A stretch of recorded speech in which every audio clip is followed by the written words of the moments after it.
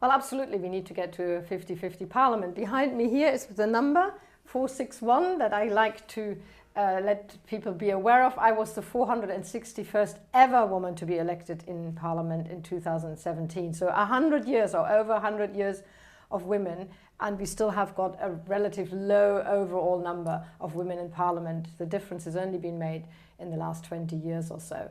So we still have to make progress. We Liberal Democrats are doing well. In fact, we have got more than 50% of women now sitting on our benches.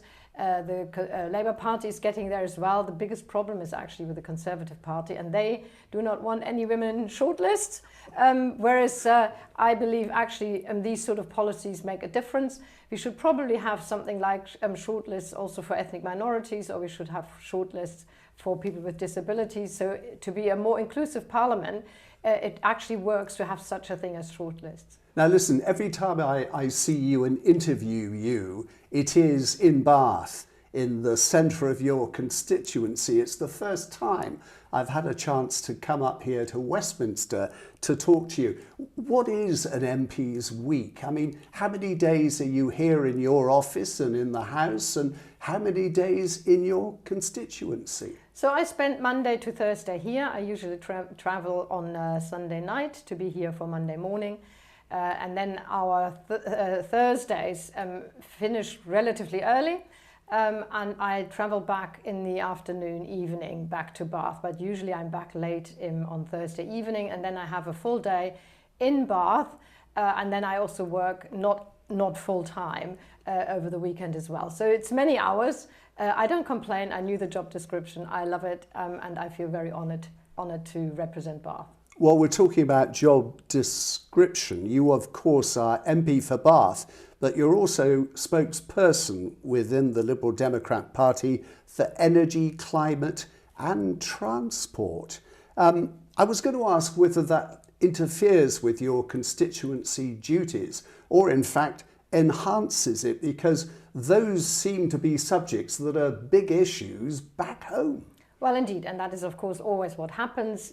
Your constituency work is reflected in what one does in the House of Commons. If it wasn't, what's the point? I'm here in Parliament to represent my community in Bath. I am, and I always have to say that, I am not a councillor, and I'm not responsible as such of what happens in the council. I'm not a decision maker on the council. Of course, I can speak to my colleagues in the council, but generally they're actually insistent on that I let them get on with their job and advise or say my thing. But on the whole, I respect that council and council work and council decisions are theirs. And my job is to represent the city of Bath here in London, where we are making national policy and legislation. Well, the Lib Dem administration seem to be having a bit of a rough ride at the moment, with a fair bit of social media opposition to various BAME schemes, including the so-called Ring of Steel and livable neighbourhood schemes, which I suppose come under your climate duties. Is any of this an embarrassment to you in doing your job?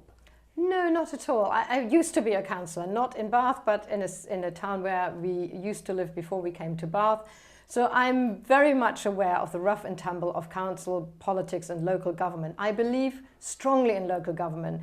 My colleagues are doing an extraordinarily difficult job, because what people see of democracy, most of that is actually local government decisions, and they are often difficult to negotiate and difficult for people to persuade. And I was in a similar position when I was a councillor and we were running the administration, and I know from my experience that people don't like change.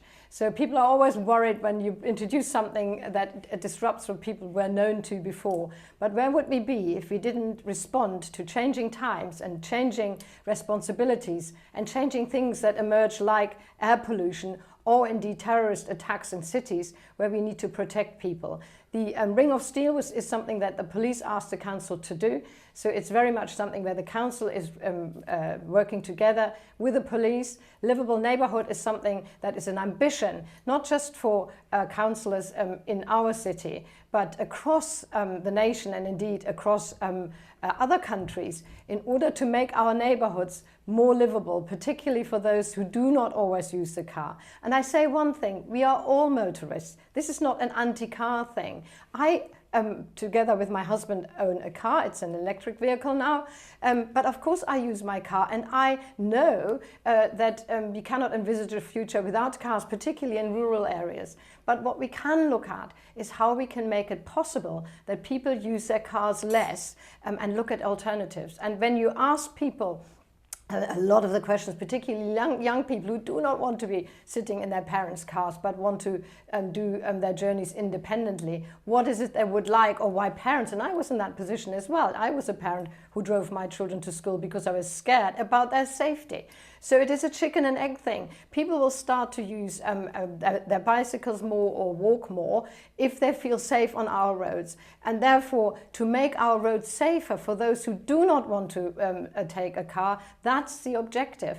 That doesn't mean that we eliminate cars altogether, and certainly for those who have got mobility problems, absolutely they continue to have their facilities open to them. It's for those people who are perfectly able to find alternatives to the car by walking or cycling, or indeed, and this is very much part of what we are trying to achieve, improve our public transport. But one more thing about this one. I have been involved even 15 years ago in saving bus routes, and the bus operators would always say, use it or lose it. The reason why bus routes are being closed is because people are not using those buses. If they become profitable, immediately a bus company would jump back at the opportunity to open a new bus routes. But people don't use the buses because they use their car. And again, it's a sort of chicken and egg situation. But when you're doing the rounds in your constituency, if people say to you, oh, the Lib Dems here, they're anti-car, they're anti-business, you must react in some way. Well, and indeed, we are Liberal Democrats. We are listening to people, and we've got a good history of doing that. So I give you an example about what I did as a councillor years and years ago, which was very controversial at the time. We introduced alternate weekly collections because it would bring recycling rates up. We were very bad at the time. And people were, of course, absolutely up in arms. I had the Daily Mail on my doorstep, a warning about rats and maggots and God knows what. And we needed to introduce the scheme for people to see that it was actually good, it worked. But of course, we tweaked a few things where things weren't working smoothly, where collection rounds weren't designed properly, where we had to introduce actually smaller bins. We did all of that without ever losing actually the vision of what we wanted to achieve. And to be quite honest, several years on now, in that local authority, they're collecting landfill every 3 weeks, and people are celebrating it as a success, and their recycling rates have tripled, quadrupled, God knows what. So people sometimes are just so worried about change. We have to gently take people along the journey of change and make sure we listen, but we do not lose overall sight of what we want to achieve. What about the changing high street there?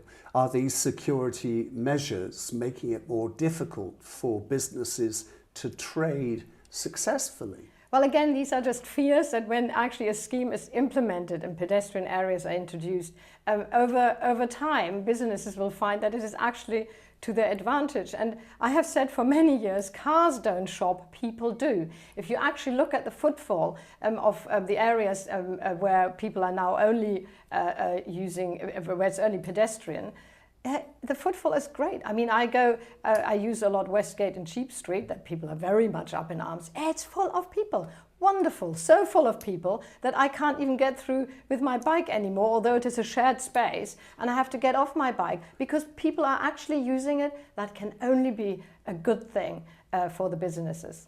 Wera, you've been Bath MP since 2017. Looking back, what would you say are the main ways that you've made a difference to the welfare of the city and its inhabitants? Well, that is absolutely picking up the issues that my constituents bring to me. I'm in Parliament in opposition, so I only can raise the issues without being directly responsible for the decisions that are being made, for example, about the NHS, but by bringing issues forward about ambulance waiting times, about the failure of GP services, the failure of access to dentists, the government needs to listen up and they make changes. Of course, the government will then say, oh, that's because of us. But actually, they're making those changes because we, as opposition politicians, bring these issues that really concern my constituents here into Parliament, and then the changes are being made here. You've been very active too in trying to get the heavy traffic out of Bath.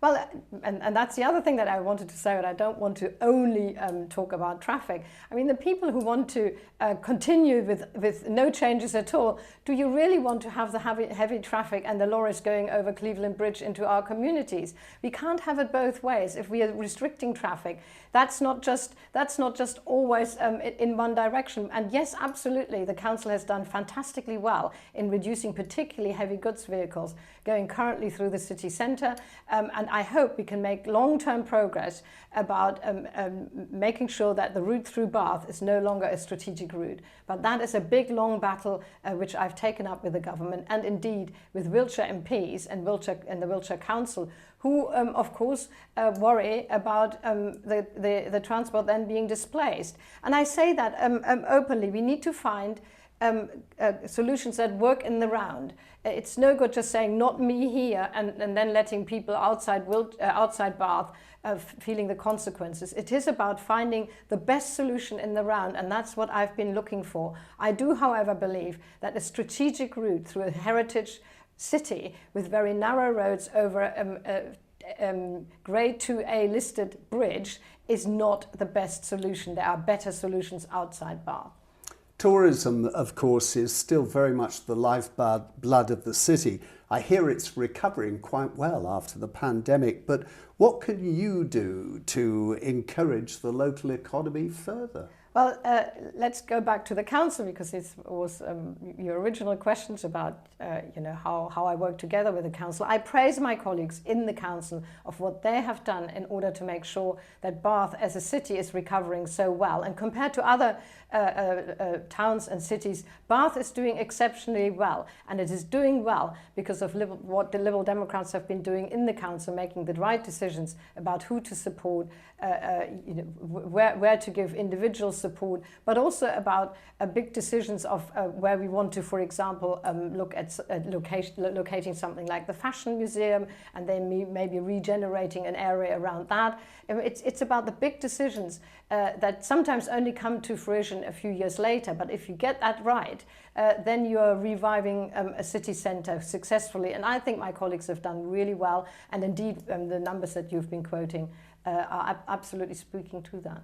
But do you really think they're going to manage to find £37 million, isn't it? They've got to find for the new Fashion Museum. It's an awful lot of money. It is a lot of money, but indeed, compared to the advantages and the benefits that it will bring alongside, it's always like that. You have to invest money in the first place, and this is a big project, and it's not just about the museum, but the regeneration of the whole surrounding area, and I wish the council luck. Figures are always originally eye-watering. These are big strategic projects that do cost money. Finding that money is to do with the skill of the council to persuade funders and also, of course, private investors to come in, and that is where the spade work really has to happen. Local authority has elections coming up May the 5th. They've all got to stand again, well, those that want to stand again. Are you worried the Lib Dems might lose their majority because of the flack they've experienced recently? So it's always a bigger challenge to be actually the ruling administration and then having to stand up for your record, rather than just being in opposition. It's always easier in many ways to be the opposition. So my council colleagues have to defend a record. I think they have got a fantastic record, including the one on building new social housing. Yes, of course, we should never be complacent, but I'm confident that my colleagues have done well. And indeed, in 2019, we swept the board as Liberal Democrats. We had no opposition from the Conservatives, Labour or the Greens. This has slightly changed, but I'm confident and I'm hopeful that we can continue to run the council. The council is doing very well. I'm proud of their record, and indeed I can't see the Conservatives recovering. All they do is do their, what was that called? A keyboard warring on social media, which is relatively only affecting very few people and getting to very few people. Where are they on the doorstep? Where is their leaflet delivery? Where are they communicating with the majority of local people? I think the opposition is doing very poorly. You hit on council housing there. That's another hot potato at the moment, that really they haven't done very much in the way of providing council housing. Well, we are building the first new council housing. That is a massive achievement. And with a government that is not committed at all to social housing, and we are losing social housing at an enormous rate, and the government does nothing about it, leaving local government completely on their own, although they have financial restraints. That our council is building new social housing is a huge achievement. There could be a general election next year. There has to be one, I think, by January 2015. 2 points here. You want to stand again. What would be your priorities if you are re-elected? Well, people know that my priority has been for a long time to tackle the climate emergency. There's just no doubt about it. It's the biggest challenge for generations to come. It affects particularly our young people, but it will affect all of us. We are experiencing the effects of climate change, on a yearly basis. We need to do more and much faster about the delivery of net zero targets. That's what I will be campaigning for again and again. I will not shut up. The government's record on delivery is poor. We have got a lot of climate delaying activities going on in the Conservative government. I ultimately hope for a change of government where the emphasis on delivering on net zero will be much stronger. Wera, thank you.